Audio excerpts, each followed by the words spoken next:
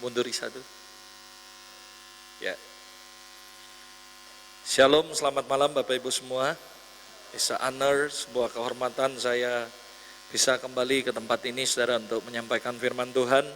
Saya cuma doa dari tadi saudara ketika Anda sedang menyembah, Anda sedang berdoa. Doa saya cuma satu, Tuhan tahun ini saya percaya Tuhan akan buat hal yang sangat ajaib di tempat ini. Amin saudara. Saudara, doa saya saudara ketika saya banyak sekali ketemu orang, ada beberapa teman-teman, ada orang-orang hamba Tuhan berkata, Pastor Robert, gimana ya caranya supaya kami bisa ngalami apa yang seperti kalian alami hari-hari ini. Saya cuma berkata bahwa ya kadang-kadang saya susah ngomong saudara. Satu yang saya percaya bahwa Tuhan itu anugerah buat kami saudara. Tapi sebenarnya saya ngomong, you bisa ngalami karena kita punya hal yang Tuhan yang sama. Dan saya percaya ketika orang nanya, jadi apa rahasianya? Saya mulai membagikan kehidupan saya, apa yang saya alami, keluarga saya alami. Dan saya percaya kalau Anda sama-sama memiliki sebuah kerinduan yang sama, sama-sama mengikuti kehidupan yang sama, maka saya percaya apa yang terjadi dalam kehidupan kami tidak mustahil, bahkan lebih dari apa yang kami alami, Anda akan alami di tempat ini. Yang percaya katakan amin. Doa saya very clear dan sangat be honest with you, saya di hadapan Tuhan, saya berkata Tuhan, sekalipun kemanapun saya pergi and then suddenly Tuhan buat lebih dahsyat dari tempat kami, dari apa yang kami alami, saya nggak pernah akan ngiri saudara, karena saya percaya semua berasal dari Tuhan dan semua punya Tuhan. Daulat Tuhan saudara untuk mempercayakan kepada siapapun saudara, selain daripada kami. Amin saudara. Nah saudara, baru-baru ini saya cuma testimoni, bukan untuk memamerkan sok rohani atau apapun, tapi ini real saudara. Tahun ini saya percaya Tuhan berbicara kepada banyak sekali hamba Tuhan bahwa tahun ini adalah tahun yang ajaib, akan mengalami banyak hal yang ajaib. Tapi saudara, ketika tahun ini di akhir tahun di bulan Desember, before I preaching, saya mau testimoni sedikit apa yang saya lakukan close tahun 2017 dan memulai 2018. I still remember waktu kita preparing tanggal 11 Desember, lalu rededication again God Gardens, karena Taman Tuhan sekarang berkembang begitu luar biasa. Ada orang nanya saya, sebagus apa dengan yang dulu? Saya bilang minimal 5 kali lah lebih bagus dari yang lama.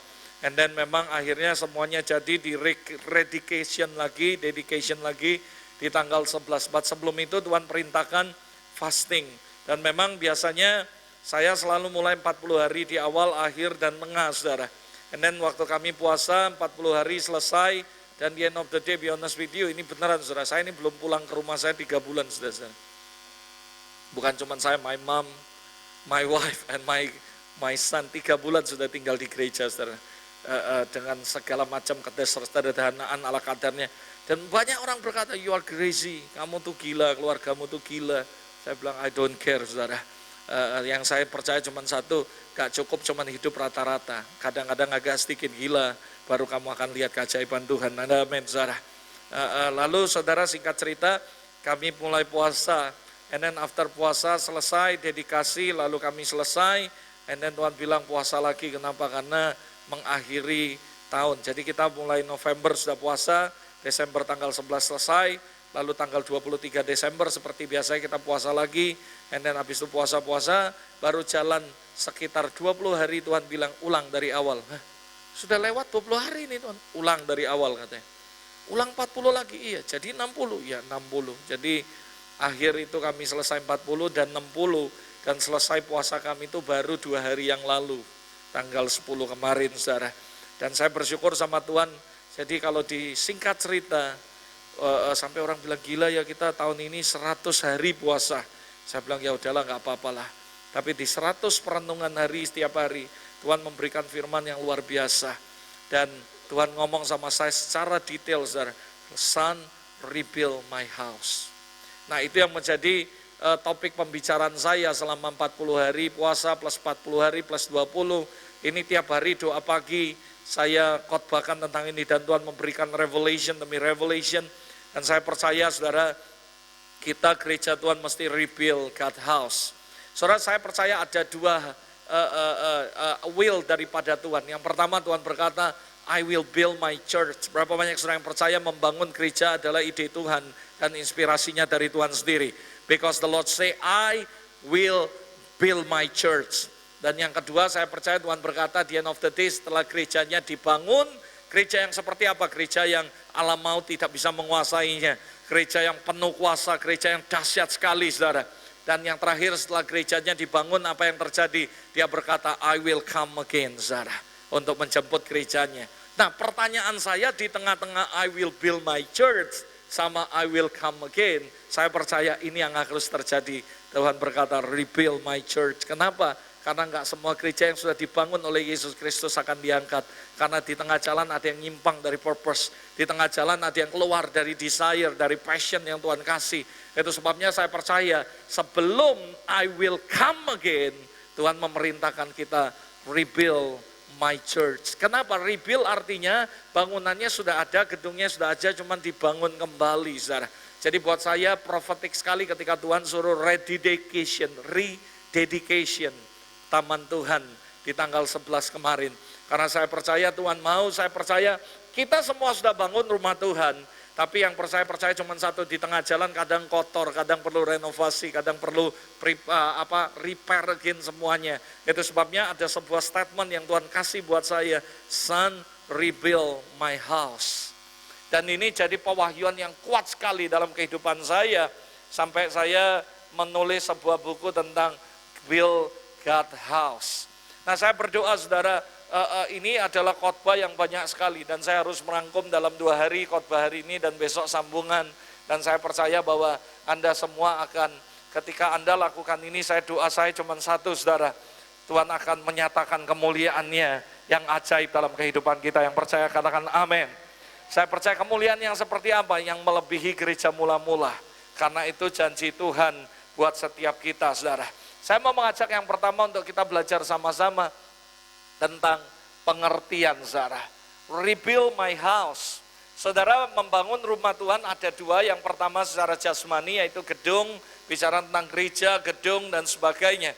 Tapi yang secara rohani, rebuild my house, itu bicara tubuh kita. Karena 1 Korintus 3 ayat 16 berkata, tidak tahukah kamu bahwa kamu adalah bait Allah, dan bahwa roh Allah diam di dalam kamu. You are God temples.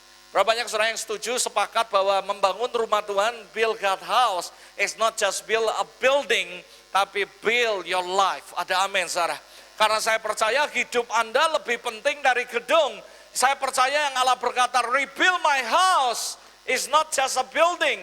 Ya puji Tuhan kalau kita rededikasikan taman Tuhan, gedung, rumah Tuhan, dan sebagainya. Tapi saya tahu ada yang lebih penting dari itu, saudara, yaitu bangun kembali hidup Anda, karena hidupmu adalah tempat bait Roh Kudus. Saya percaya ketika Allah berkata rebuild my house, Dia berkata adalah bukan gedungnya, tapi saudara yang Dia katakan adalah kamu, karena kamu adalah bait Allah yang kudus, saudara. Saya percaya Hagai pasal 1 ayat 8, luar biasa, sebuah nubuatan yang pasti akan terjadi dalam kehidupan kita semua. Dikatakan, jadi naiklah ke gunung, bawa kayu, bangunlah rumah itu, maka aku akan berkenan kepadanya dan aku akan menyatakan kemuliaanku di situ, firman Tuhan. Dalam terjemahan Amplified dikatakan ada 2 kalimat yang saya garis bawahi. Ini menjadi penekanan saya dalam khotbah ini, bahwa yang pertama dikatakan rebuild my house. Dia nggak cuma ngomong naik ke gunung, tapi dalam terjemahan ini dikatakan rebuild my house. Artinya sebenarnya rumah itu sudah ada, tapi Tuhan kepingin memperbaruinya.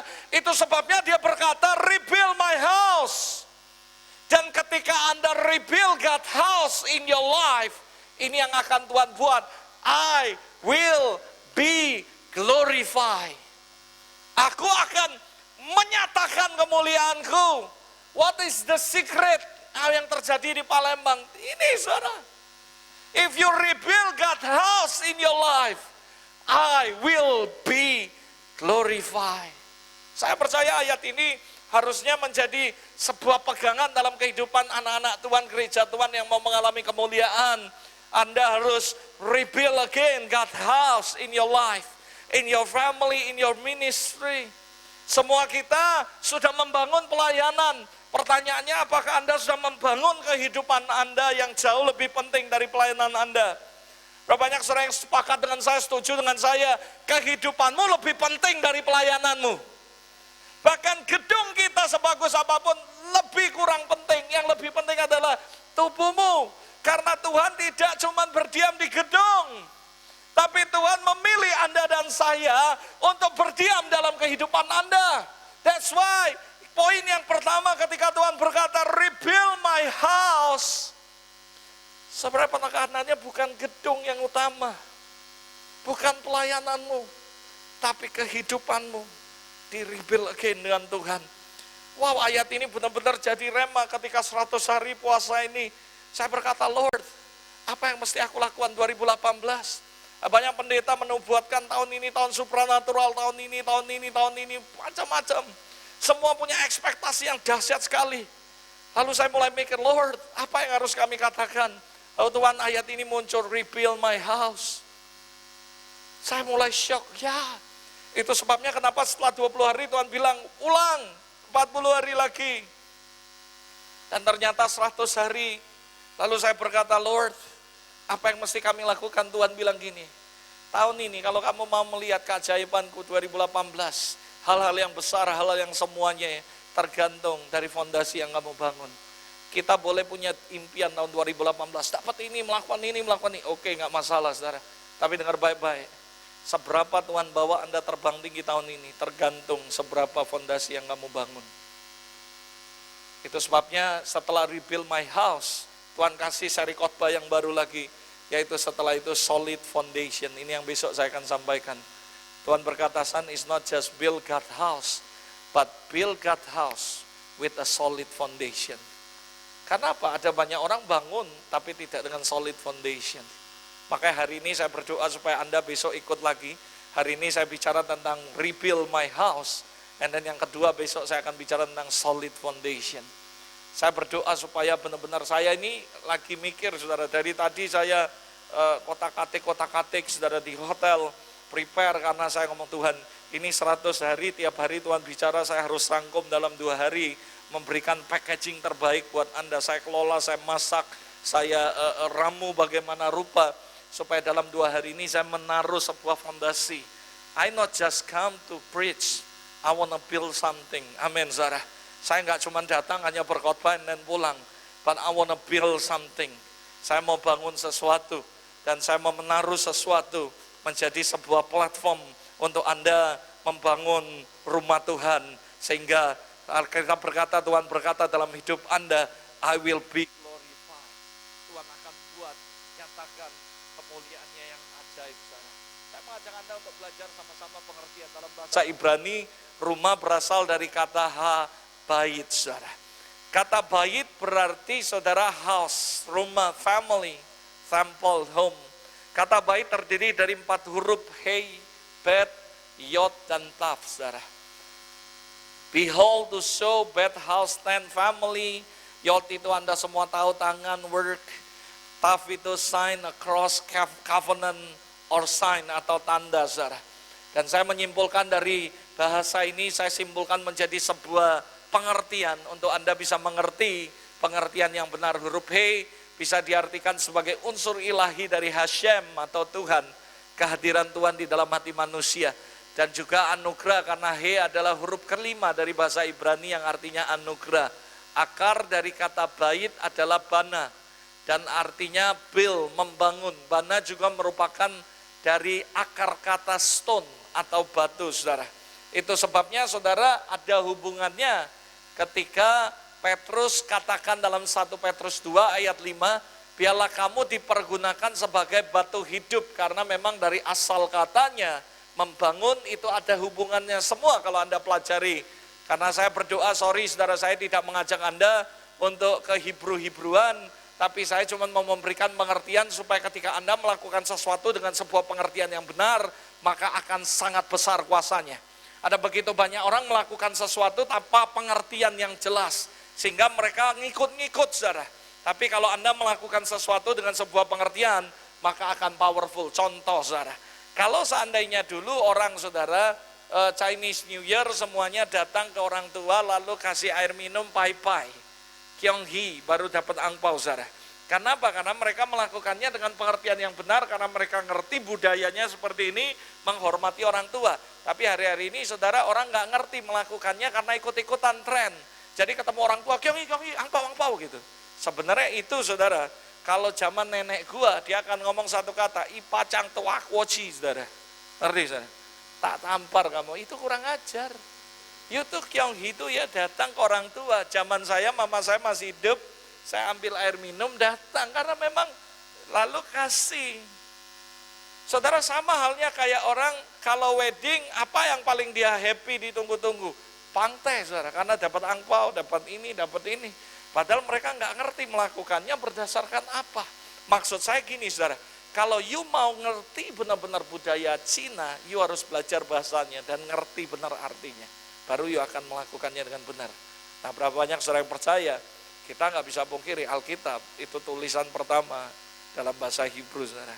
Jadi mau nggak mau, you kalau mengali, baca firman, saudara. Makanya saya bawa gadget suci. Saya tahu ada beberapa orang yang masih konservatif, ngomong, kok pendeta nggak bawa Alkitab sih khotbah pakai smartphone.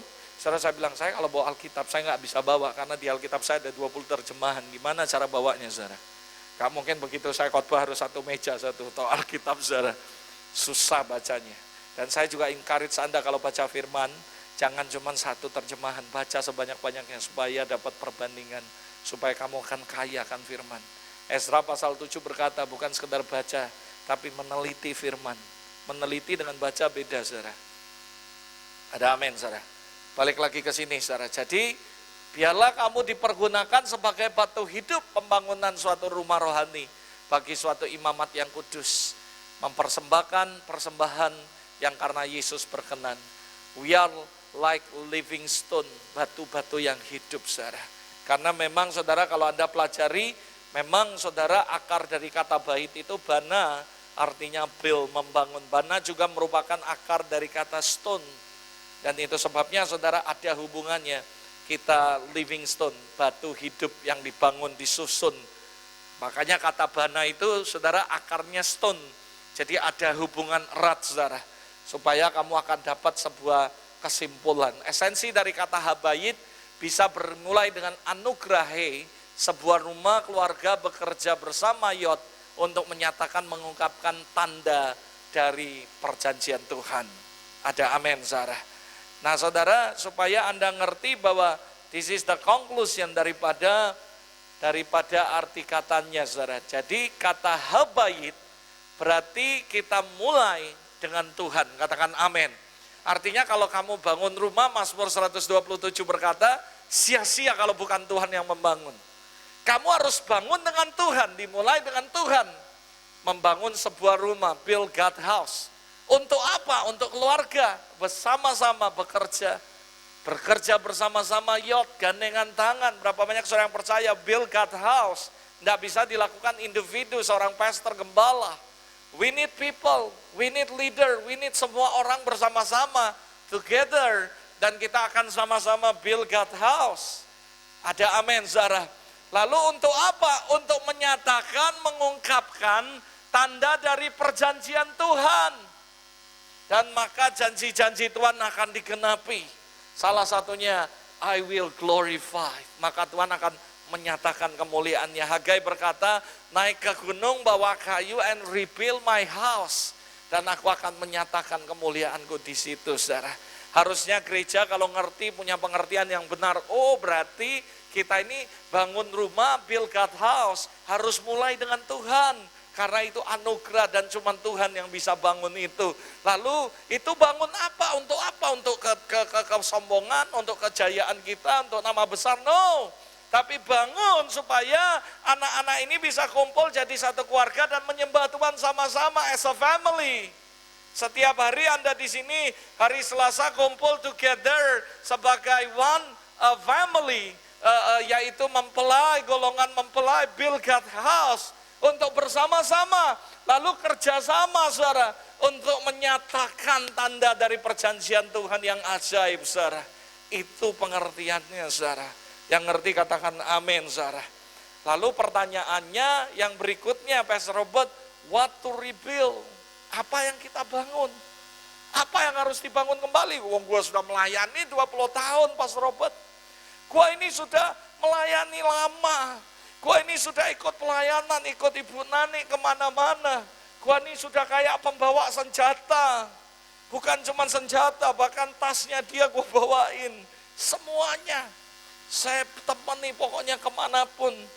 Saudara dengar sekali lagi, saudara, saya percaya 2018 adalah tahun yang sangat ajaib buat kita. Apa yang gak pernah kau lihat, apa yang gak pernah kau dengar, yang gak pernah timbul di hatimu, Dia sediakan dan kamu akan mengalami hal yang ajaib. This is the time. Nanti 10 orang yang gak kenal Tuhan dari berbagai bangsa akan pegang jubahmu dan berkata, I will follow you because I hear God is with you. Bahkan dia berkata, I is not just here, but now I experience by myself. Aku ngalami sendiri melalui hidupmu. Bagaimana Tuhan nyata sekali dalam hidupmu. Maka semua akan memuliakan Tuhan. Ada amin, Sarah. Pertanyaan saya, what to rebuild? Apa yang harus dibangun kembali? Saudara, sebenarnya ada 3 fondasi rumah Tuhan yang harus dibangun kembali dalam kehidupan kita. Yang pertama kehidupan kita, yang kedua ibadah kita, dan yang ketiga pengorbanan kita. Percaya bicara tentang rebuild God's house, selalu bicara tentang 3 hal ini, saudara. Kalau Anda berkata, I want to rebuild my house, God's house in my life, maka saudara tidak 3 ini adalah menjadi fondasi yang kuat sekali, yang harus Anda dan saya bangun, saudara. Saya malam ini akan bagikan satu demi satu. Yang pertama, saya akan bicara mengenai kehidupan, saudara. Katakan sama-sama, kehidupan. Kehidupan itu selalu bersentuhan dengan dan selalu dipengaruhi oleh pikiran dan perasaan. Itu sebabnya kehidupan kita harus memiliki pikiran dan perasaan seperti Kristus. Filipi 2 ayat 5, hendaklah kamu dalam hidupmu bersama menaruh pikiran dan perasaan yang terdapat juga dalam Kristus Yesus. Dalam membangun kehidupan Anda di 2018, dengar baik-baik, kamu harus menaruh pikiran dan perasaan yang terdapat dalam Kristus Yesus. Karena dikatakan, hendaklah kamu dalam hidupmu menaruh pikiran dan perasaan. Karena percayalah saudara, dalam hari-hari kehidupan kita selalu dipengaruhi dengan pikiran, perasaan.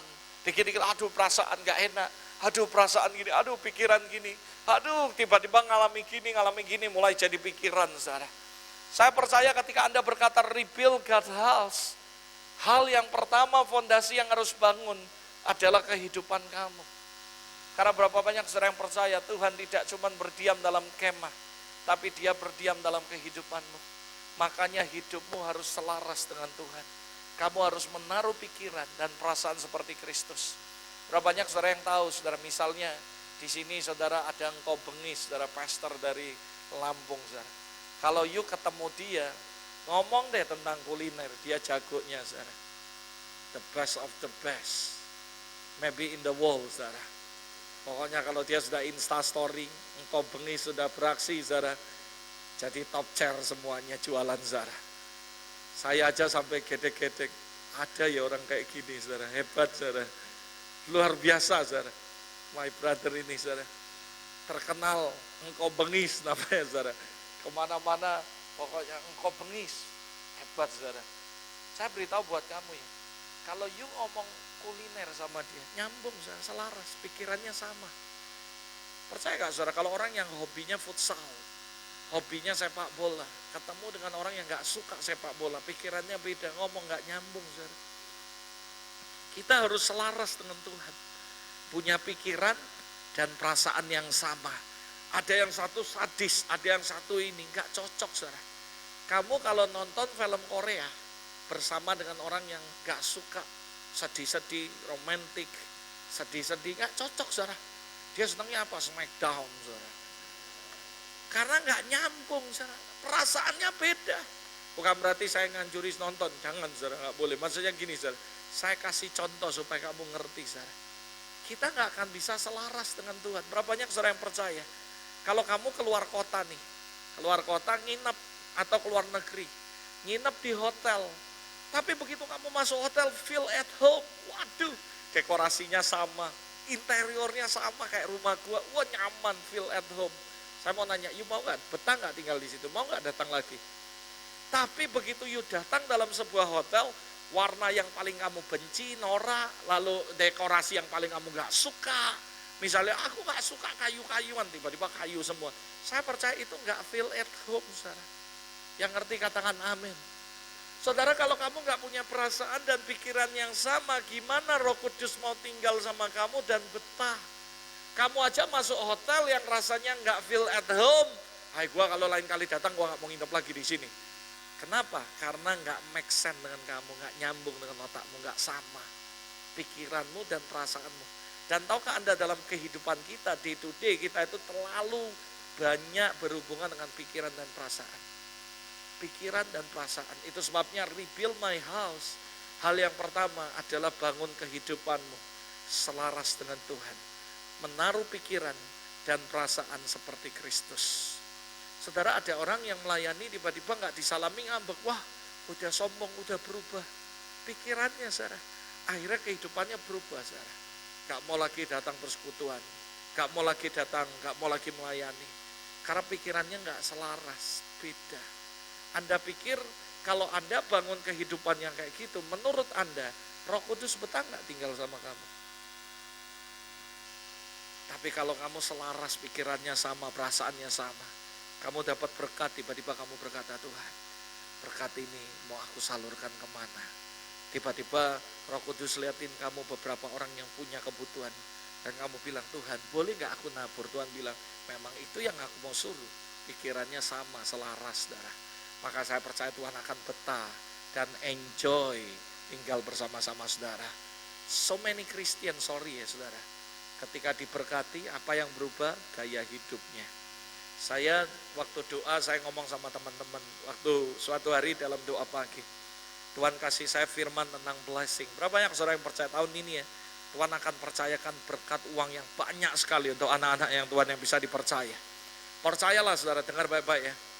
Tahun ini aja saya bersyukur sama Tuhan. Tuhan berkati kami secara dahsyat. Bisa gini, bisa gini. Wah sampai benar-benar amazing saudara. Karena saya percaya Tuhan akan berkati orang yang punya pikiran dan perasaan yang sama dengan Tuhan. Selaras dengan Tuhan. Tapi ingat ya, ini memang agak keluar dikit. Saya cuma ngingati Anda. Ketika kamu diberkati. Makanya saya mengeluarkan sebuah quote. Saya bilang gini. If God bless you with abundantly overflowing and riches, don't rise up your standard of living, but rise up your standard of giving. Kalau you ngerti tentang prinsip ini, saya percaya you will be blessed. Tapi banyak orang ketika diberkati iPhone 6, iPhone 8, diberkati lagi, wah ada tas baru, diberkati lagi, wah ada ini. Nggak salah sih saudara. Tapi sekali lagi Tuhan ajar saya, kalau kamu punya pikiran dan perasaan seperti aku ya, I want to bless you. I will bless you so much. Ketika kita diberkati ya, jarang ada orang yang angkat berkati Tuhan. Berkati segini, berapa persen roti yang boleh aku makan. Berapa persen benih yang harus aku tabur. Benih jangan pernah dimakan. Berapa banyak saudara sepakat dengan saya, benih gak boleh dimakan. Benih harus ditabur. Kenapa? Tuhan memberi potensi benih untuk dilipat gandakan buat setiap kita. Tapi sorry ya, banyak orang Kristen serakah, tamak. Benih dimakan. Oh nantilah perpuluhan, ke persekutuan lagi, ngapain nantilah? Ngapain nabur? Udahlah mereka udah banyak uang, ngapain ditabur? Saya kasih tahu yang gak peduli orang itu diberkati seperti apapun. Benih gak pernah boleh dimakan. Saya mau nanya, kalau kamu makan durian, kamu makan gak bijinya? Kalau kamu makan salak, dimakan gak bijinya saudara? Why? Tapi kenapa berkat Tuhan benihnya selalu kita makan saudara? Makanya penyakitan, jadi banyak orang Kristen saudara. Usus buntulah, berkatnya buntulah, tersumbatlah. Karena benih juga diembat sama dia saudara. Saya berdoa supaya Anda jangan serakah saudara. Harus punya pikiran dan perasaan seperti Kristus. So many time ya, tiba-tiba saya dan mama ngomong ini, Mak, aku mau nabur, ya aku juga ke sini. Lalu Tuhan bilang, memang aku mau suruh kalian nabur, Dan bersyukurnya sebelum aku suruh, kalian sudah punya pikiran yang sama kayak aku. Itu selaras sama Tuhan. Setiap kali ketika kamu punya perasaan yang sama, kamu punya pikiran yang sama, maka saya percaya Tuhan akan betah tinggal bersama-sama saudara. Jadi kalau Anda berkata, I wanna rebuild my house, God house in my life, perbaiki hidupmu. Banyak orang nanya saya, apa sih rahasia keluargamu? Saya tidak banyak cincong, saudara. Tidak harus, puasa 100 hari. Sebenarnya yang paling penting cuma satu, Tuhan bekerja berdasarkan hidup orang itu. Kalau hidupmu benar, selaras dengan Tuhan, saya percaya Dia akan berjalan bersama kamu. Amos berkata, berjalankah berdua orang bersama-sama kalau mereka belum buat persepakatan.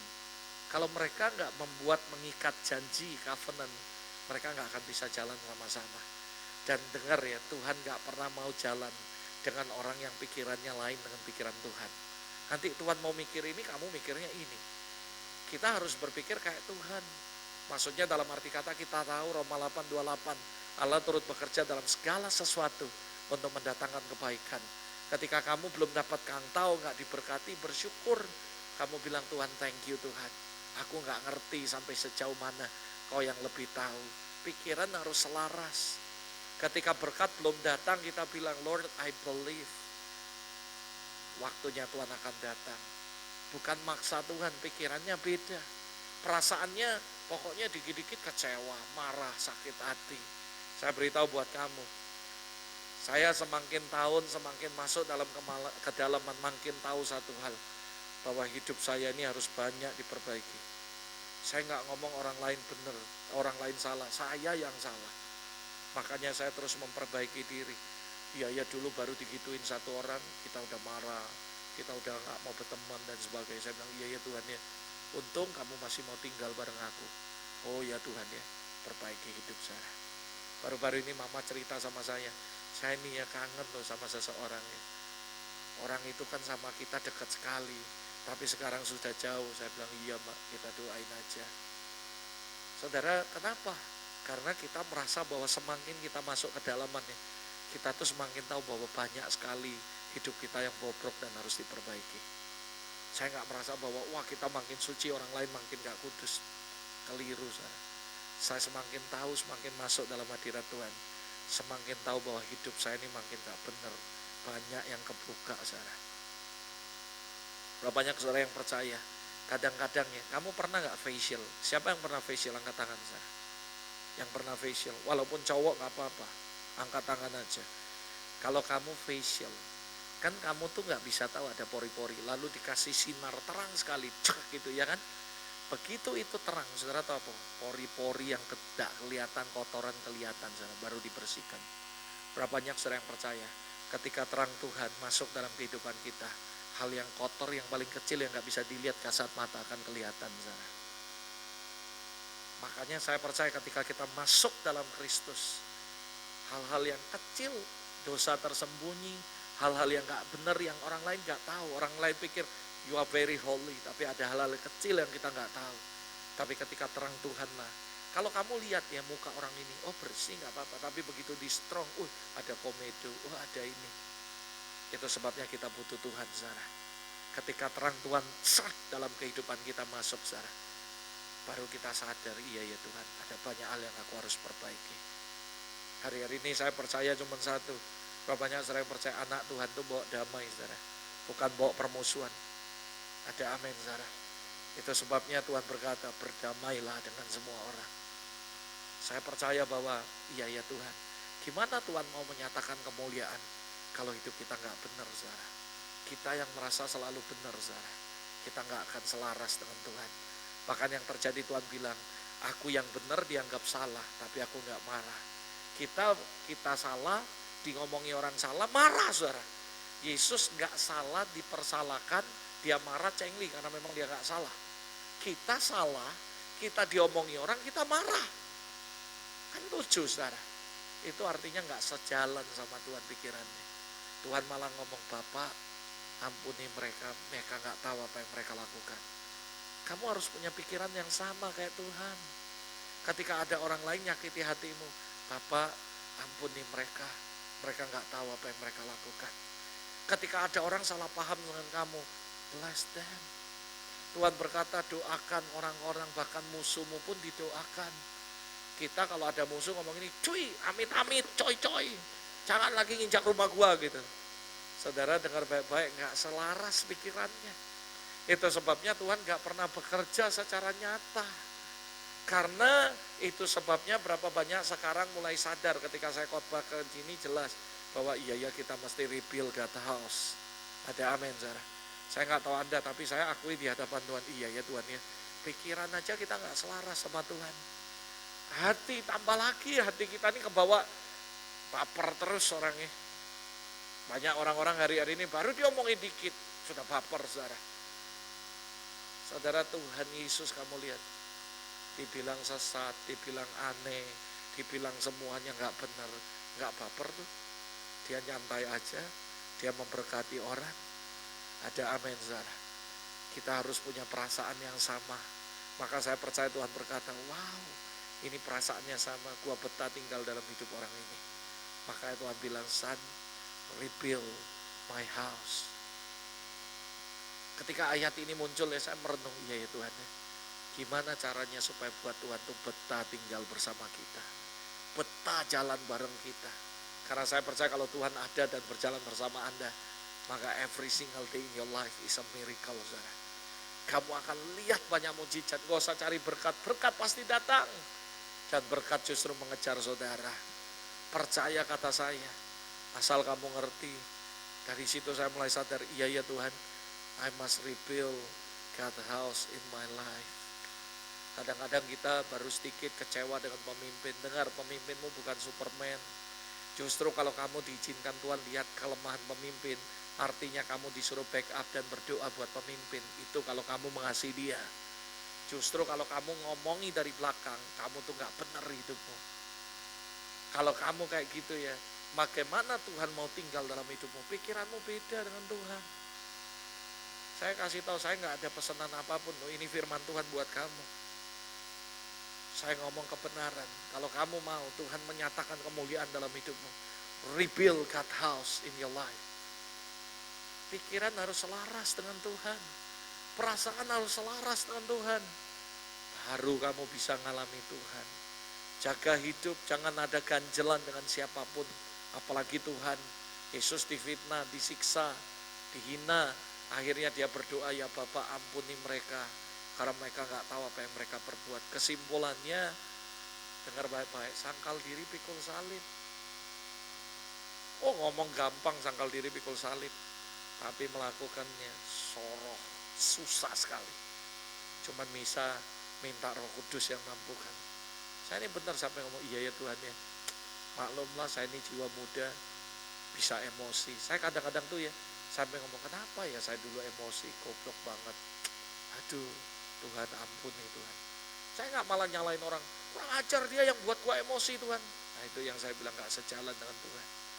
Saya cuma pikir, iya ya Tuhan ya, kenapa kita mesti marah? Kenapa kita mesti kayak gini, sayang banget. Saya mulai mikir gimana, untung waktu itu Tuhan gak check out saudara. Kalau dia bilang, gua check out, gua gak suka di hotel ini. Dia pindah, dia keluar dari hidup kita. Maka selesailah hidupmu. Game over saudara. Kalau sampai hari ini Tuhan belum check out dari hidupmu, itu anugerah saudara. Kalau dia angkat rohnya ya, you gak berguna saudara. Buat dirimu hidupmu ya bersih. Menurut kamu mau gak masuk hotel, tiba-tiba mau tidur, sarang laba-laba, kotor, debu semua. Kamu pikir kamu aja manusia berdosa mau minta yang bersih, apalagi Roh Kudus. Kalau dia tinggal dalam kehidupanmu, dia mau hidupmu bersih saudara. Kalau hidupmu bersih, dia betah tinggal sama kamu. Dan dia akan glorify himself dalam kehidupan saudara. Saya mengajak Anda, come on, rebuild God's house. Yang mau katakan amin. Pikiran, perasaan harus sejalan dengan Tuhan. Gak gampang, tapi saya berdoa, by the grace of God, Tuhan akan kasih hikmat dan kekuatan. Yang kedua, ibadah. Katakan sama-sama, ibadah. Ini fondasi yang kedua yang harus kita bangun kalau kita mau rebuild God's house. Yang pertama, Saya sudah sampaikan buat Anda bahwa yang pertama adalah kehidupanmu yang harus dibangun kembali supaya punya pikiran perasaan seperti Kristus. Yang kedua adalah ibadah. 1 Timotius 4 ayat 8. Latihan badani gunanya terbatas gunanya. Tapi ibadah berguna dalam segala hal karena mengandung janji baik untuk hidup ini maupun untuk hidup yang akan datang. Katakan ibadah itu sangat penting. Doa pagi sangat penting. Pokoknya setiap pertemuan ibadah itu penting, saudara. Kenapa? Karena dalam ibadah mengandung janji untuk hidup saat ini yang sekarang kamu hadapi dan for your future, untuk masa depan saudara. Saya nggak pernah lihat orang yang rajin ibadah hidupnya susah. Karena memang Alkitab berkata ibadah itu berguna dalam segala hal. Termasuk kalau kamu ibadah pasti dapat jodoh. Amin, saudara. Yang jomblo-jomblo. Beneran, saudara. Tuhan yang amin dekatkan jodoh mereka. Yang belum amin ya terserah mereka, Tuhan. Saya percaya bahwa ibadah Alkitab berkata berguna dalam segala hal. Semua untuk bisnis, untuk hidup, untuk keluarga, untuk masa depan. Karena mengandung janji untuk sekarang dan masa depan saudara. Saudara, saya percaya saudara, ibadah ini penting. Maliaki 3 ayat 18 ya. Tuhan akan buat perbedaan yang signifikan antara orang yang sungguh-sungguh beribadah dan tidak beribadah sama Tuhan.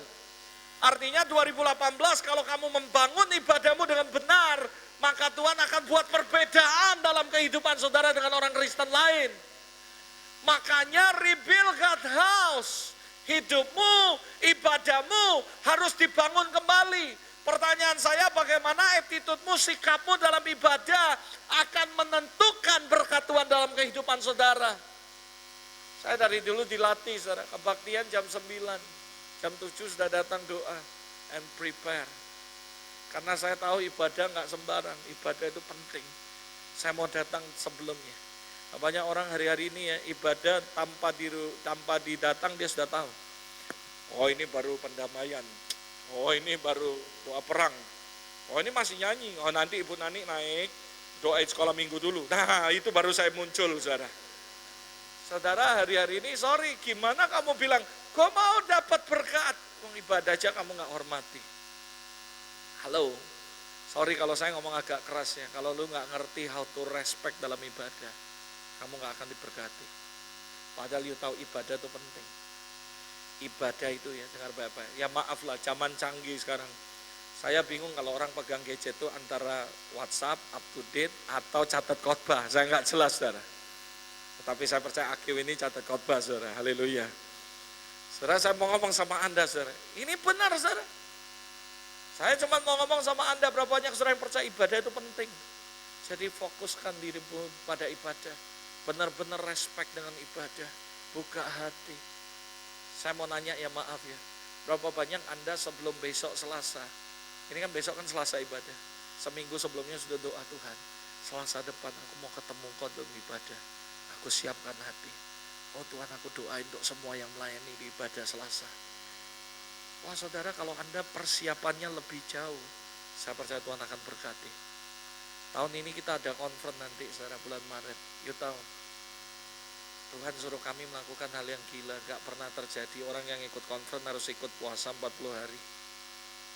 Kemarin ada ketemu orang, dia bilang, sudah daftar belum Pak? Belum.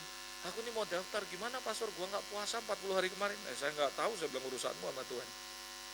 Mereka sampai bilang, kamu conference-nya gitu ya, nanti yang datang sedikit loh, masa peserta harus ikut puasa dulu. Saya cuma ngomong ini, saya tuh kepingin ya, membawa kamu to the next level.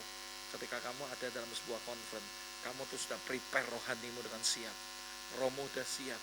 Begitu kamu datang ya, jangankan pembicara naik, asyirnya baru shalom aja ada, Anda akan mengalami lautan Tuhan.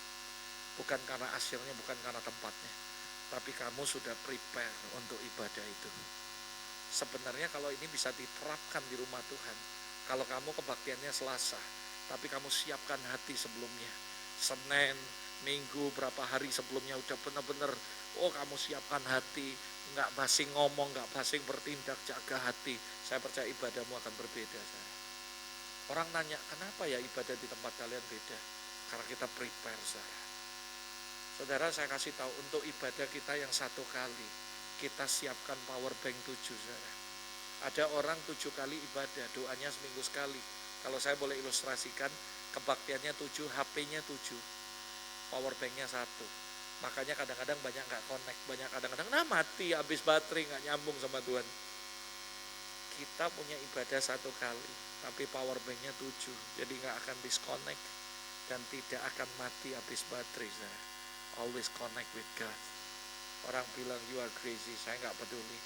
Karena saya menghormati ibadah. Karena saya tahu ibadah bilang ini, latihan badannya apapun, termasuk kamu lakukan apapun, itu terbatas gunanya. Tapi ibadah berguna dalam segala hal. Karena mengandung janji buat hidup ini maupun masa depan. Jangan cuma baca ayat ini, renungi benar-benar sampai jadi rema. Kalau memang ini penting sekali untuk segala hal, kenapa you gak konsen lakukan ini? Kalau memang ibadah itu sangat penting karena ada janji Tuhan di dalamnya untuk masa depan saudara, kenapa kamu gak serius ibadah? Kan gila, kan bodoh, saudara. Kalau ini sesuatu yang sangat penting, Tuhan bilang, why kamu gak serius dalam ibadah? Yang rugi siapa? Tuhan, kok aku gak diberkati? Kok janji Tuhan gak digenapi? Karena you gak pernah respect dalam ibadah. You gak serius dalam ibadah, saudara. Again, saudara, sorry, saudara. Saya ngucap syukur Bu Nani ini orang yang rendah hati. Ngasih kesempatan anak muda kayak saya ngajar. Padahal saya ngomong terang-terangan. Saya belum lahir, Ibu sudah melayani Tuhan. Ibu jadi panutan buat saya bagaimana cari Tuhan. Tapi dia mau dengeri anak muda ngomong kayak gini, gak mudah. Apalagi dia tahu anak muda ini agak galak kalau khotbah. Ngomongnya keras, saudara. Gak banyak pendeta sepakat dengan gini. Saya pernah didatangi orang-orang senior, yuk khotbah jangan galak-galak, nanti kabur jemaat. Gua bilang, wah peduli. Saya mau jadi pendeta yang benar. Saya bisa khotbah baik, khotbah nyenengi kamu. Saya banyak joke untuk ngelucu, saudara. Saya bisa lakukan, but I don't do that. Saya mau ngajari yang benar, rebuild God's house. Kalau enggak ya, dengar baik-baik, habis kamu. 2018 selain berkat akan terjadi goncangan yang besar. Besok saya akan cerita tentang kegoncangan. Kalau Tuhan berkata, sedikit waktu lagi, aku akan goncangkan langit, bumi, dan segala isinya. Semuanya akan tergoncang. Kamu lihat beberapa minggu lalu di Taiwan, terjadi gempa. Rumah, apartemen tingkat gede sekali loh, persegi kubus bukan lancip. Kalau panjang rubuh wajar, mungkin fondasi nggak kuat. Ini segi 4 kubus rubuh. Jeblek ini, tapi nggak sampai rubuh gini. Lihat, kenapa? Karena nggak bangun dengan solid foundation. Saya tahu 2018 Tuhan akan buat perbedaan. Yang punya fondasi yang kokoh tidak akan goncang. Bahkan orang lain goncang, ngalir hartanya ke kita. Karena Alkitab berkata sedikit waktu lagi aku akan goncangkan langit bumi dan segala bangsa-bangsa, sehingga barang yang indah-indah milik bangsa-bangsa akan mengalir ke tangan kita. Ketika mereka tergoncang, mereka nggak tahu harus buat apa. Kita udah rebuild God's house with a solid foundation. Saudara, beberapa hari ini saya cukup sedih. Saya kemarin waktu itu ditelepon orang Jakarta, Pastor Robert tolong doain saya. Wah, saya ini ada satu teman pendeta. Dia punya jemaat dulu 1000, sekarang tinggal sisa 200-300. Pendetanya kena stroke, masuk rumah sakit. Lalu gerejanya mau dijual. Luas gerejanya ribuan, kapasitasnya ribuan. Saya kaget, jual. Dia sudah gak mampu lagi melayani dan tidak ada penerus. Dan tidak lagi mampu untuk bayar listrik, bayar gaji semuanya. Jadi diputuskan untuk dijual. Saya tanya, dijual sama jemaat-jemaatnya? Gak tahu. Kasihan sekali jemaatnya dijual. Lalu di Palembang sendiri ada satu gereja, tiba-tiba pecah, ada yang pindah sini, ada yang pindah sini, pemusik WL pindah sini, ini pindah sini, ini pindah sini. Baru bangun gedung gereja yang besar, bagus, kapasitas 1000, lengkap dengan LED screen yang gede sekali. Gerejanya, waduh pokoknya dahsyat, tiba-tiba kolaps. Dan mau dijual, 16 miliar, saya dengar-dengar. Memprihatinkan di Amerika, di Eropa, ada ribuan gereja tutup.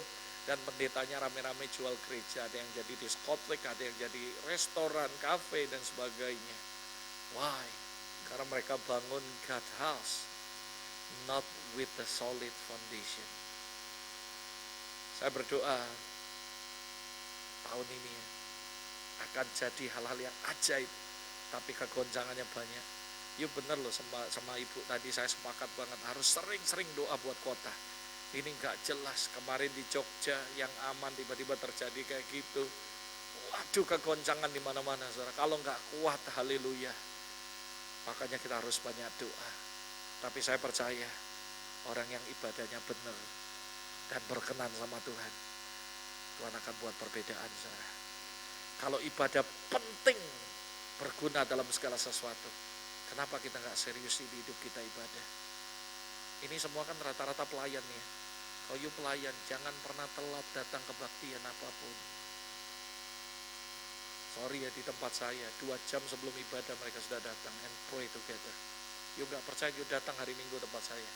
Gua nggak ngomong jaskin, gua nggak ngomong mau jualan. You datang ke tempat kami. Jam 9 ibadah, jam 7 kurang sudah ngumpul semua doa.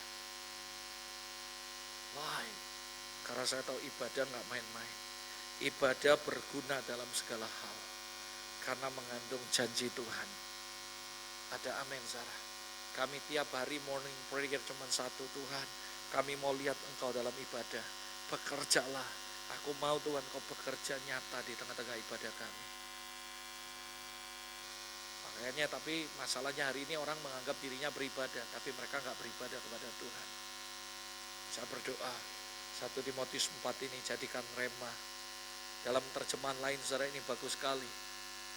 Ada 3 terjemahan yang saya baca, saudara. Ada beberapa hal dikatakan gini. For physical training is of some value, useful for a little. Berguna tapi untuk hal yang kecil, dikit sekali bergunanya. But, dengar baik-baik ini. Spiritual training, saudara. Berapa banyak saudara yang percaya bahwa ibadah itu kayak spiritual training, saudara? Katakan sama-sama, spiritual training is useful and of value in everything and in every way. Jadi punya value-nya itu besar, berguna untuk semuanya dan untuk segala jalan, saudara. Everything in every way. Saya percaya ibadah bukan sekedar kita datang nyanyi pendamaian, doain sekolah minggu, dengar khotbah, kasih kolekte pulang. Tapi ibadah adalah spiritual training buat kita, saudara. Karena kita di-train sama Tuhan. Dalam Living Bible dikatakan spiritual exercise. Jadi ibadah is not just datang, dengar khotbah, ngasih kolekte, pulang. Sampai-sampai parahnya ada orang-orang berkata, gua belum telat karena belum mulai khotbah. Parah, saudara. Ada majelis gereja yang ngomong kayak gitu. Wah, gua belum telat, masih PW. Oh, gua belum telat, masih pendamaian. Oh, gua belum telat, masih belum mulai khotbahnya. Oh, gua belum telat, masih belum doa berkat. My goodness, saya bilang, belum doa berkat katanya. Jadi datang cuma ngasih kolekte dan minta berkat, saudara. Jangan heran kamu gak ngalami berkat Tuhan. Spiritual training, spiritual exercise. Dan the message ngomong bagus sekali. Itu adalah disiplin life. Karena ibadah merupakan disiplin. Gimana kamu bisa punya hidup yang benar kalau kamu gak disiplin, saudara? Saya kasih tahu ya, dalam kerajaan sorga nanti Tuhan bilang, ada pertemuan dengan Yesus jam 9. Yuk datang 9:05, gerbang sudah ditutup, saudara. Yuk gak ada. Saudara. Tanggal 11 kemarin, kita melakukan satu ibadah yang ekstrim radikal. Kita mulai kebaktiannya jam 10 malam, dedikasi buildingnya. Yuk tahu 9:45, orang yang masuk kencing pun gak boleh sampai selesai. Dan mau kencing dulu sebelum 9:45. Lalu 9:45 pintu ditutup, you telat gak boleh masuk, pulang saja. Wah, mereka bilang gila, makin gila Pastor Robert. Saya bilang gini, katanya mau kemuliaannya makin naik, tapi disiplinnya gak pernah mau naik. Banyak saudara yang mau gajinya naik, tapi kerjanya gak mau naik. Disiplinnya gak mau naik. Mana ada bos yang mau kayak gitu, bos gua tiap tahun naik gaji, tapi masuk terlalu telat. Ya kalau mau naik gaji, yang tadinya perusahaan buka jam 9, lu datang jam 8, pasti naik gaji. Kerjanya orang 5 jam, you 8 jam, pasti naik gaji. Gak usah you minta, bosnya ngerti kok. Kecuali memang bosnya pelit, medit, kikir. Nah, itu ceritanya beda, saudara. Tapi bos yang benar pasti akan mikir. Banyak saudara yang percaya bos kita namanya Yesus, dia itu baik sekali. Kamu pasti akan dapat lebih dari apa yang kamu ekspektasikan. Beyond your expectation. Itu kan wordnya kalian gitu. Saya cuma kutip ayat ini. Karena saya memperhatikan, mengamati Anda, KKR di mana-mana, beyond expectation. Amin, I'm agree, saudara. Ada amin, saudara. Saya mengajak Anda, come on, discipline life. Ibadah bukan sekedar ibadah, dengar khotbah, ngasih persembahan, tapi spiritual training, spiritual exercise, and discipline life. Jadi kalau Anda lakukan ini, you will be blessed, saudara. Yakobus pasal 1 ayat 6, jika ada orang yang menganggap dirinya beribadah, tapi tidak mengekang lidahnya, ia menipu dirinya sendiri, maka sia-sia ibadahnya. Jangan sampai ibadahmu jadi sia-sia karena engkau salah ngomong. Nah ini yang cilaka. Ada orang sudah disiplin, sudah exercise, sudah lakukan spiritual training, cuman mulutnya bocor. Mulutnya suka ngomong negatif. Berapa banyak saudara yang percaya, orang yang diurapi Tuhan, perkataan yang keluar adalah membangun, memberkati orang lain. Saudara, kalau ada orang yang ngomong ya, aku ini masuk hadirat Tuhan, tapi ngomongannya negatif, marah, segala macam, saya rada kurang yakin. Karena Alkitab berkata dalam Yesaya, kita ini dikatakan murid Kristus. Ketika keluar, perkataan yang keluar adalah membangun, memberkati, dan memberi semangat kepada yang letih lesu. Hari-hari ini banyak pendeta, sometimes orang letih lesu datang sama dia, dimarahin, diomelin, malah mati, saudara. Saya percaya setiap kita ketika orang datang ke kita, orang yang tadinya semangatnya mati, jadi semangat kembali. Yang tadinya apinya mati, ketemu kita dan memberikan harapan. Pelacur ketemu Yesus, ngomong-ngomong dari seorang yang gak ada harapan, gak ada masa depan, muncul sebuah harapan baru. New hope, new expectation. Dan pulang jadi penginjil hebat di kotanya dia. Pemungut cukai nipu uang orang, and then tiba-tiba ketemu Yesus, ngalami perubahan, dan dia ngomong, saudara, ini memberi semangat. Kalau ada orang yang pernah aku tipu, aku ganti 4 kali lipat. Bukan ngomong gini, kalau kamu pernah aku tipu, udahlah cincailah, kita saling memaafkan gitu. Beda saudara ngomongannya, saudara. Kenapa? Pikirannya, hatinya selaras sama Tuhan. Apakah Tuhan yang maksa dia? Enggak. Dia ngomong spontan, saudara. Kenapa? Karena ibadah, saudara. Makanya jangan salah ngomong. Alkitab yang ngomong loh, bukan saya, dengar baik-baik ya. Kalau seorang anggap dirinya sudah ibadah, tapi tidak ngekang lidahnya, ia nipu dirinya sendiri, sia-sia ibadahnya. Makanya kenapa banyak orang ngomong, aku sudah ibadah, tapi kok gak diberkati? Katanya untuk masa depan. Karena ibadahmu dianggap sia-sia, karena mulutmu yang jorok, ngomongnya negatif terus. Menjeleki pemimpin dari belakang. Dengar ya, itu hal yang paling bahaya. Sekali lagi, kalau kamu diizinkan Tuhan melihat kesalahan pemimpin, kelemahan pemimpin, bukan untuk menjelekkan, tapi untuk bersyafaat, nangis, dan backup dia di sisi yang bolong. That is teamwork. Itu baru tim kerjasama. Kalau Anda berkata, apakah semua punya kelemahan? Oh iya, dari semua yang kelemahan, yang paling banyak ngomong itu yang paling banyak lebih punya kesempatan salah. Ada orang ngomong sama saya, oh justru kalau kamu banyak diam itu lebih aman. Banyak ngomong itu yang bahaya. Tapi saya kan banyak ngomongnya khotbah, beda. Maksudnya banyak ngomong yang negatif, ngomong iwong, nah itu yang dosa, saudara. Jangan ngatain orang. Kenapa? Kalau kamu nuding orang, kamu harus ingat 1 jari di dia, 4 jarinya ke kamu. Nah, kamu harus ingat, saudara. Kamu gak lebih baik daripada orang yang kamu ngomongin.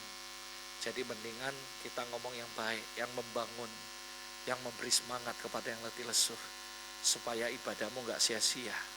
Karena kalau enggak nanti sia-sia ibadahmu. Sudah ibadah susah-susah, sudah exercise. Sama halnya kayak orang mau kurus, saudara. Wah sudah jogging, exercise. Tiba-tiba suatu hari dikasih makan, wah makan. Sia-sia semua fitnessnya, runtuh. Saya punya teman satu, saudara, exercise, olahraga, pokoknya wah olahraga. Wah setiap makan di foto, kalorinya berapa, dihitung, saudara. Waduh saya bilang, agak sedikit alay, saudara. Wah foto dihitung kalorinya berapa, keluar berapa, wah exercise, udah berapa.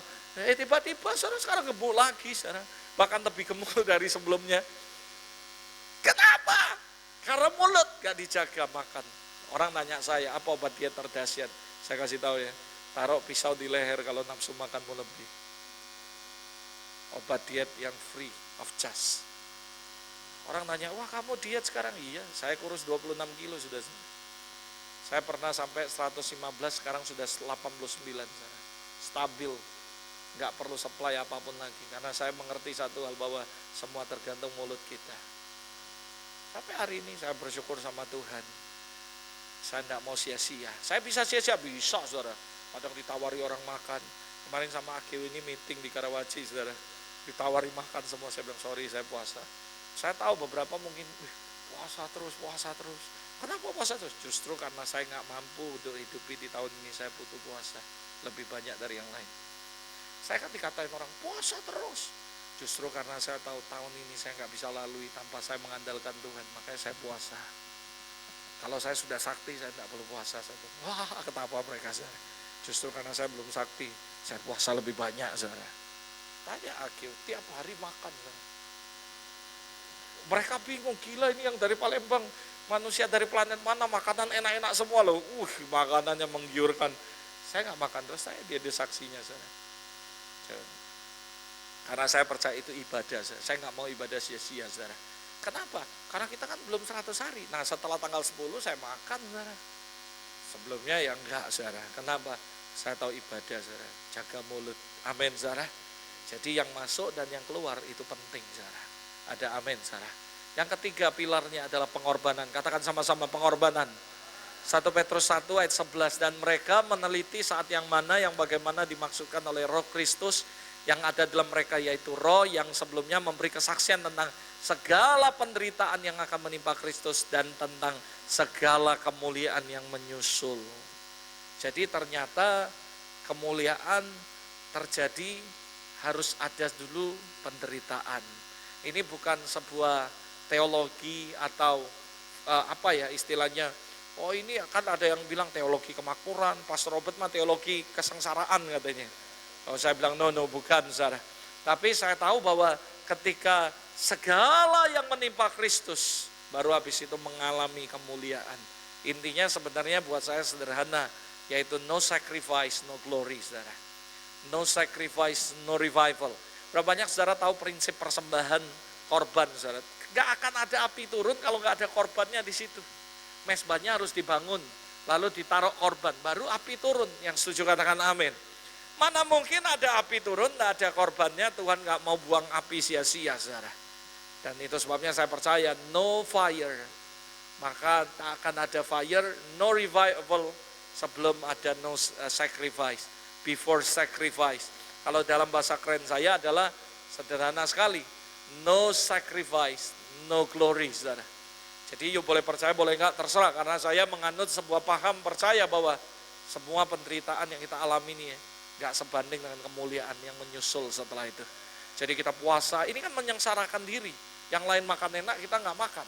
Saya pernah dulu almarhum Pak Agung, saudara, ketika di Semarang, dia jam makan di sebuah restoran. Itu ada saksi loh. Wah makan lobster gede-gede, saudara. Wagyu lobster gede. Tok. Saya makan sayur, saudara. Diketawain sama orang. Kamu enggak tergoda? Enggak, karena hari ini lagi puasa daging.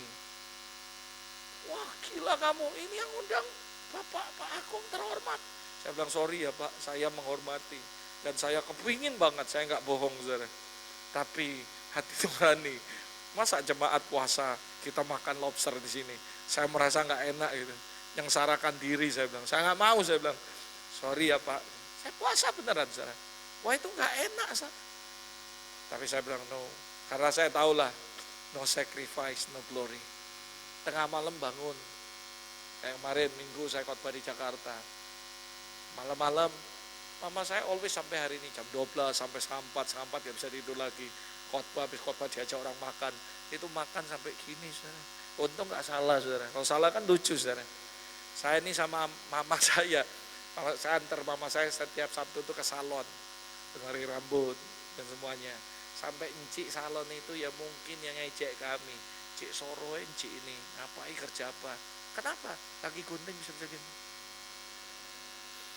Saya berkali-kali saudara lagi di barber, saudara tiba-tiba ngantuk sekali saudara, karena mereka nggak tahu tengah malamnya kita begadang saudara, tapi bukan nonton bola saudara, karena kita sacrifice, karena kita bilang Lord, I wanna see you, I wanna see your revival, your glory upon your church.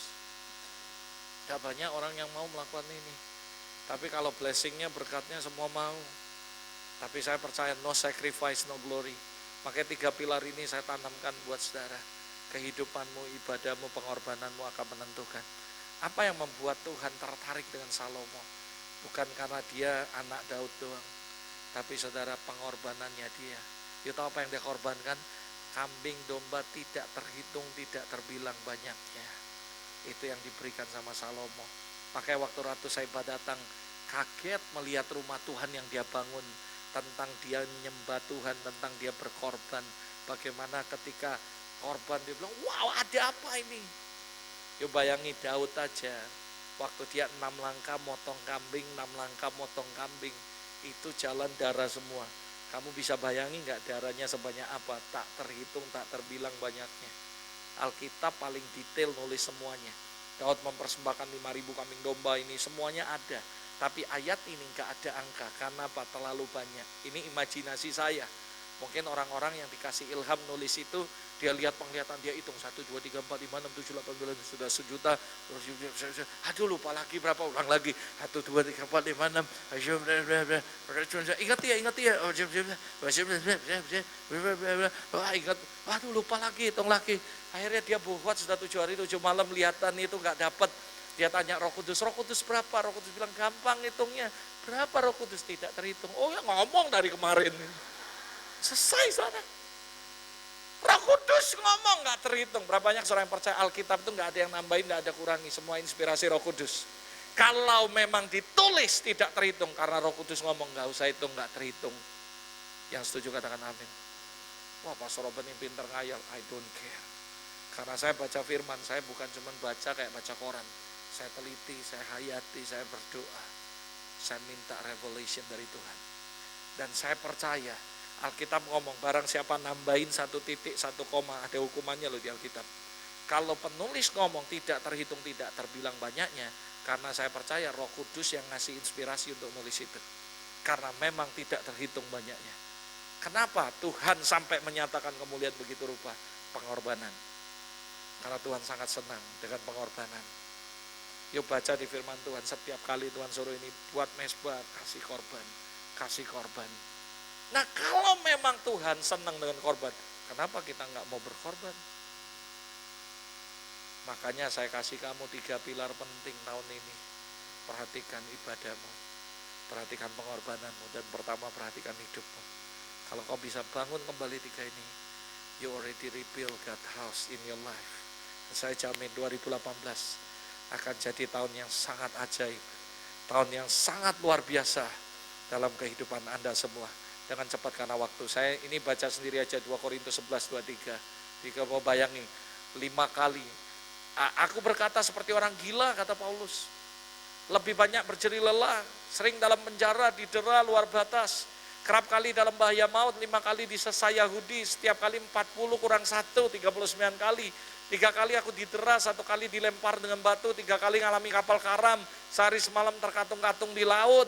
Dalam perjalanan sering diancam bahaya banjir, penyamut, bahaya pihak orang Yahudi, kota padang, bahaya gurun, bahaya di laut, bahaya dari pihak saudara-saudara palsu. Banyak jerih lelah, bekerja berat, kerap kali tidak tidur. Oh ini baru disuruh doa, waduh doa terus, kapan tidurnya gitu. Ini dia gak pernah tidur, kerap kali gak tidur, lapar, dahaga, kerap kali puasa, kedinginan tanpa pakaian. Tapi dia gak komplain tuh, makanya dia ngalami Tuhan secara ajaib. Kita tidak akan pernah bisa melakukan pengorbanan dengan kekuatan kita, kecuali dengan kekuatan Roh Kudus. Yang percaya katakan amin. Roh Kudus akan menjadi jaminan untuk kita bisa menyelesaikan hingga bisa meraih janji Tuhan. Untuk yang 3 ini ya, yuk gak bisa dengan kekuatanmu. Fondasi yang ketiga ini cuma satu, minta kekuatan Roh Kudus. Itu sebabnya saya sedikit ngomong tentang Roh Kudus. Dia ngasih kita Roh Kudus, jaminan dari Roh Kudus lebih besar nilainya dari janji Tuhan itu sendiri. Karena itu engkau pasti akan mendapat apa yang dijanjikan Tuhan. Ketika ingin minjam uang 100 juta dengan jaminan 1 miliar pasti gampang. Contoh, kamu ke bank mau minta kredit di bank 100 juta. Bank akan tanya, jaminannya apa? Oh, ini sertifikat rumah saya harganya 1 miliar, gampang dia kasih. Yuk nggak bayar juga aman, disita tapi. Yang ngerti katakan amin. Berapa banyak saudara yang percaya, kok Pastor Robert ngasih ilustrasinya tentang ini? Karena saya cukup kaget saudara ketika saya baca firman, Roh Kudus itu kayak installment, down payment buat kita. Sebab dia telah meneguhkan kami bersama kamu dalam Kristus adalah Allah yang telah mengurapi, memateraikan tanda miliknya atas kita yang memberikan Roh Kudus di dalam hati kita sebagai jaminan, katakan sama-sama jaminan, dari semua yang telah tersedia. Jadi Tuhan itu sudah menyediakan semua buat kita, semua janjinya. Cuman kita itu perlu jaminan. Jaminannya adalah apa? Roh Kudus. Roh Kudus itu jaminan. Sama aja kalau saya ilustrasikan biar you nangkepnya gampang. Kita mau minjem uang di bank harus ada jaminan. Nah, jaminannya itu harus nilainya, value-nya lebih gede dari apa yang kita pinjam. Yang ngerti katakan amin. You nggak bisa naruh rumah yang harganya 1M lalu lu minjem 10M, nggak akan dikasih sama bank. Karena value-nya yang dipinjam itu dengan yang jamin harus lebih tinggi, saudara. Kalau yang jamin lebih tinggi 10 miliar, kamu cuma minjem 100 juta, bank goblok yang nggak mau cairin. Pasti dia cairin langsung satu hari. Kenapa? Karena value yang kamu taruh jaminan lebih gede. Dan tahu nggak, untuk kita terima janji Tuhan semuanya, perlu first installment. Dan Roh Kudus adalah first installment dalam hidup kita. Dari mana Pastor Robert tahu? Nah ini saudara. Dalam Amplified Bible dikatakan Holy Spirit itu ya, dikatakan bayangkan Spirit in our heart as the security deposit and guarantee. Jadi Roh Kudus itu kayak security deposit. Kalau kamu ya, kan sekarang ada e-money semua, bahkan kamu taruh ini, bahkan laundry aja sekarang ada e-money-nya, saudara. Kamu taruh nanti setiap kali laundry digesek tinggal. Saya bilang keren banget, ini keuangan zaman now, saudara. Zaman dulu keuangan taruh di kulkas, taruh bawa bantal, sekarang nggak lagi. Pakai kartu satu cukup gesek kemana-mana bisa, saudara. Kamu ke Amerika, kamu ke luar negeri, nggak perlu bawa satu koper, bawa kartu kredit cukup, saudara. Sekarang kan zamannya gitu, saudara. Nah saudara, ternyata e-money itu kan kita harus naruh uang, lalu uang kita sendiri kita tinggal kurangi. You tahu nggak, ternyata Roh Kudus itu juga kayak security deposit and guarantee buat kita. Untuk apa? Untuk kita menerima janji Tuhan dalam hidup kita. Dalam terjemahan Living Bible dikatakan the first installment, down payment. Saya mau nanya sama Anda nih, dengar nih. Kalau Anda kredit mobil atau motor, Anda bayarnya motornya 15 juta, kamu DP-nya berapa? 2 juta. Ya toh? Waktu kamu bayar DP, kamu sudah dapat belum janjinya? Sudah di tangan belum motornya? Sudah bisa naik motor belum? Sudah bisa jalan-jalan pakai motor? Padahal kan belum lunas. Kenapa? Karena sudah bayar DP. DP itu jaminan. Berapa banyak saudara yang percaya? Anda dan saya, dosa Anda deh saya lah. Mungkin saya ngomongin diri saya lebih enak. Saya ini yang gak berhak terima kemuliaan Tuhan. Jujur, karena saya nggak akan bisa bayar lunas kemuliaan yang saya terima. Tapi saya berterima kasih karena ada Roh Kudus yang menjadi down payment, menjadi security deposit, installment buat saya. Sehingga sekalipun saya belum lunas bayar, belum layak untuk terima kemuliaan, saya sudah bisa nikmati kemuliaan Tuhan. Because Holy Spirit menjadi first installment dalam hidup saya. Tetapi pertanyaan saya nih, supaya kamu ngerti, ini pewahyuan yang dahsyat sekali. Dalam 100 hari puasa, Tuhan ngomong tentang ini. I'm very excited. Saya bilang, wow, what a revelation. Dengar Bapak ini. Pertanyaannya, setelah kamu nikmati motor, apakah kamu harus tetap bayar atau enggak? Kalau kamu enggak bayar, sita motornya. Ketika saya sudah mengalami kemuliaan Tuhan, saya harus tetap puasa. Saya terus harus hidup jaga kekudusan. Saya harus tetap saudara melayani beribadah dengan benar. Kenapa? Karena saya baru dijamin oleh Roh Kudus down payment.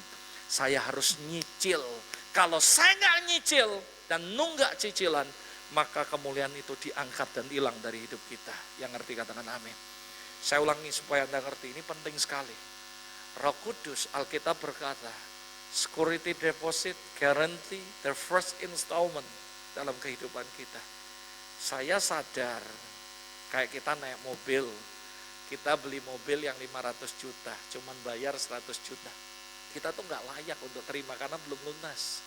Tapi kita itu bayar down payment dan kita dikasih pakai. Kita udah bisa nikmati mobilnya. Wah, nggak ada yang tahu kredit, cuman kita dengan leasing doang yang tahu.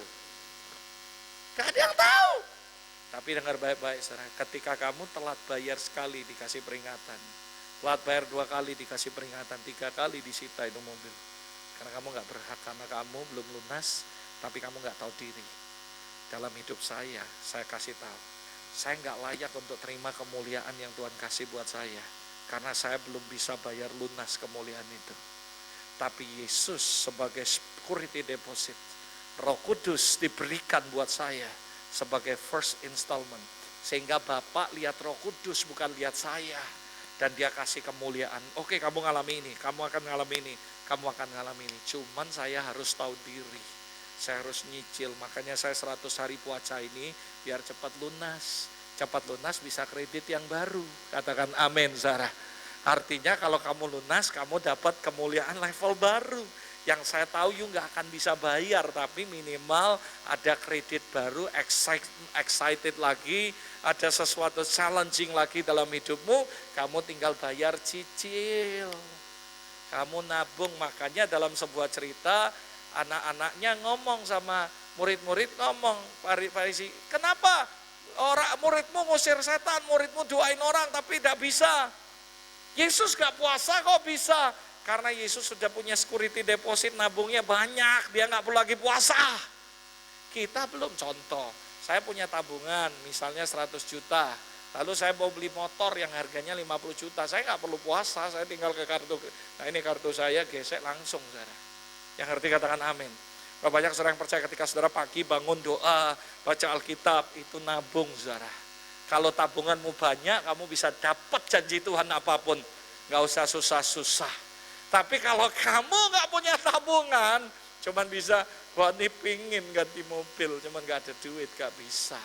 Untuk DP pun gak bisa. Maka kamu gak pernah dapat janji Tuhan. Yang ngerti katakan amin. Saya berharap kamu nangkep pewahyuan ini. Karena saya jamin pewahyuan ini kalau kamu nangkep 2018, gak usah takut. Kamu akan lihat apa yang gak pernah kamu lihat. Apa yang gak pernah kamu pikirkan, kamu akan ngalami dalam hidupmu. Saya ketika baca ini, saya nangis, saya bilang, wow, what a revelation yang Tuhan kasih buat saya. You are like security deposit, installment, down payment buat saya. Saya sampai hari ini sadar lah. Karena mama kemarin dapat penglihatan, dia cerita sama saya. Dia lihat Tuhan Yesus lagi buat jubah dari emas, saudara. Jubahnya emas sudah selesai, karena dia bayarnya lebih dari saya. Lalu dia bilang, Tuhan ngomong loh sama aku, jubahmu itu aku lihat sedang dibuat sama Tuhan. Dan Tuhan ngomong, kasih tahu anakmu ya, benar-benar perhatikan kehidupannya.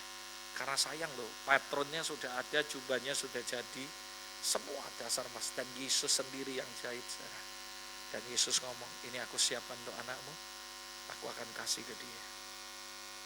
Tapi perbaiki hidup. That's why ayat ini, firman ini, saya kasih tahu buat kamu ya. Ini adalah perenungan saya 100 hari, saudara, yang saya package buat kamu. Because I respect your leader. Saya bisa khotbah sembarangan, tapi saya gak mau sembarangan. Saya mau kasih yang terbaik buat Anda. Ini perenungan 100 hari saya tentang rebuild God house. Besok saya akan khotbah tentang solid foundation.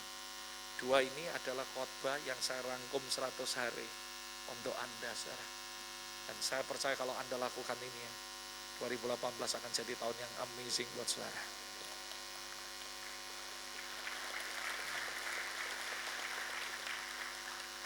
Tundukkan kepala sama-sama di hadapan Tuhan. Thank you Lord. Silakan pemusik. Thank you Lord. Thank you Jesus. Okay, so yuk tundukkan kepala sama-sama, renungkan firman Tuhan ini. Saya berharap semua Anda bisa nangkep dan ngerti. Karena memang saudara, banyak orang punya ekspektasi setiap tahun. Bahkan gereja yang saya kenal beberapa, mereka nulis, what is your dream tahun ini. Mereka nulis buku impian mereka. Tapi masalahnya, akhir tahun banyak pendeta, banyak gereja kecewa. Jemaat kecewa, kenapa ya yang aku buat gak pernah jadi.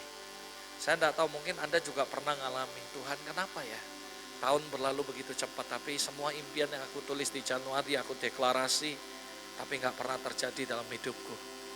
Saya juga dulu mikir gitu, saudara. Tapi sampai akhirnya Tuhan bicara melalui pertemuan 100 hari. Dan Tuhan berkata, son, the most important things, rebuild again my house. So many Christians, so many pastor and leader, they think they already built God's house.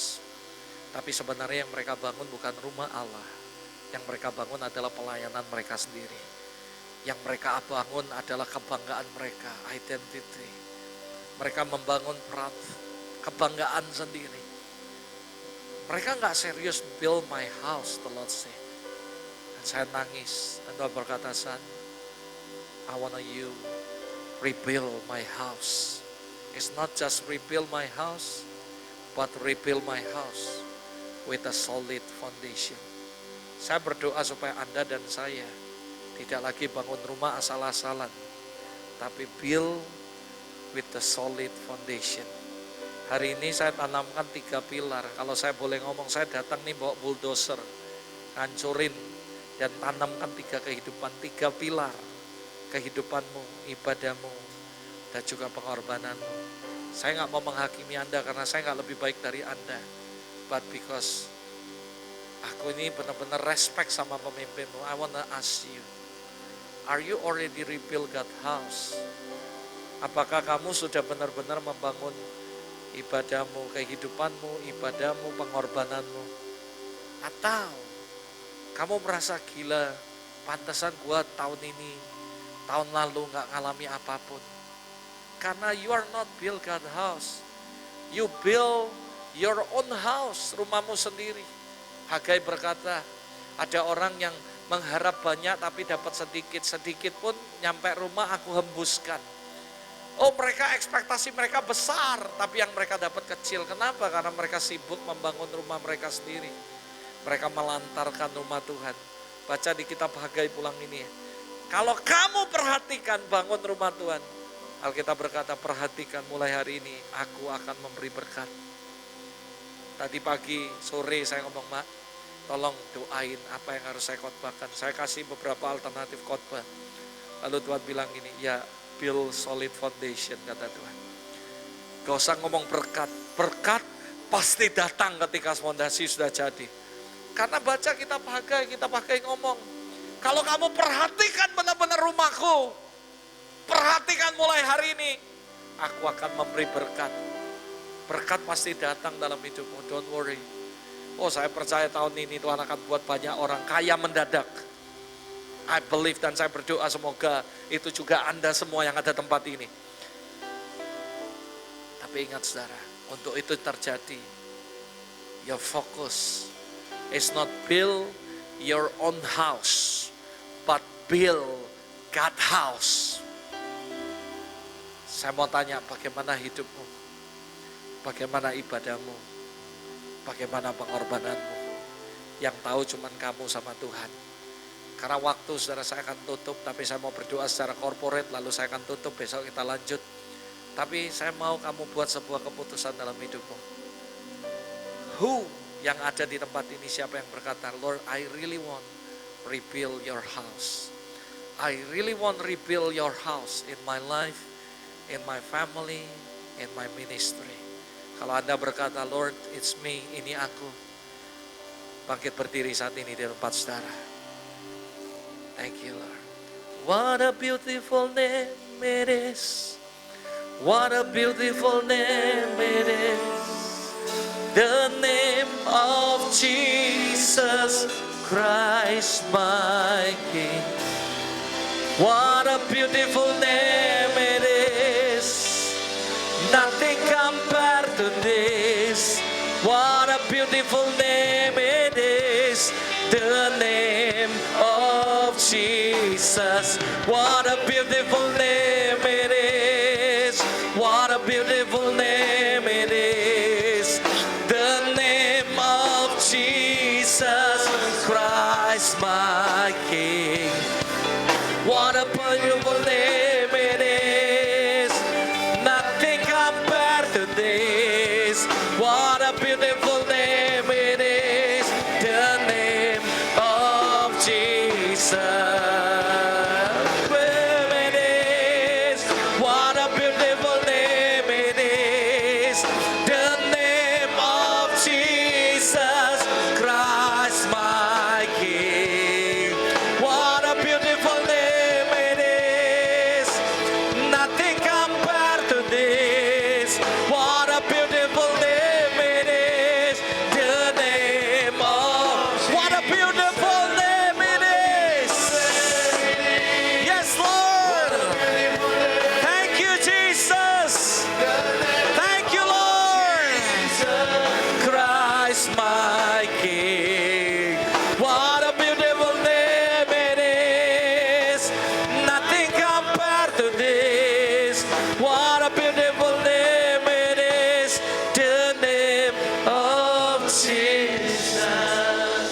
Angkat kedua tanganmu sama-sama.